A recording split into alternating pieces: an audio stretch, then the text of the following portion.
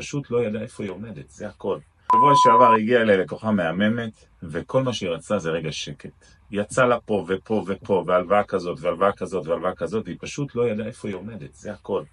היא רק רצתה שמישהו שנייה יעזור לה לסגור את כל החורים בדלי האלה, מכאן ומכאן ומכאן, ותדמייני איזושהי 10 אצבעות שפשוט עוצרות שנייה את החורים בדלי הזה, ופשוט אומרות לה, רגע, בואי נשב, סגר ביחד על מה מצבך, מאיפה יש לך הלוואות, באיזה ריביות, איזה החזרים, מה אפשר לעשות עם זה, אם אפשר לפרוס, אולי אי אפשר, אבל מישהו שישב איתך רגע ויסביר לך.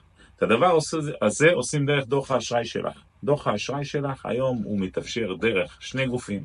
יש את קפטן קרדיט, יש את BDI, נכנסים דרך גוגל, מוציאים דוח אשראי, וכל מה שעושים רגע מסתכלים איזה הלוואות יש לי, באיזה סכומים, באיזה ריביות.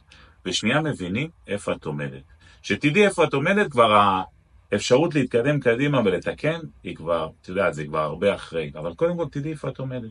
תתחילו לעשות סדר מזה שאתם יודעים איפה אתם נמצאים. משם יהיה לכם הרבה יותר קל.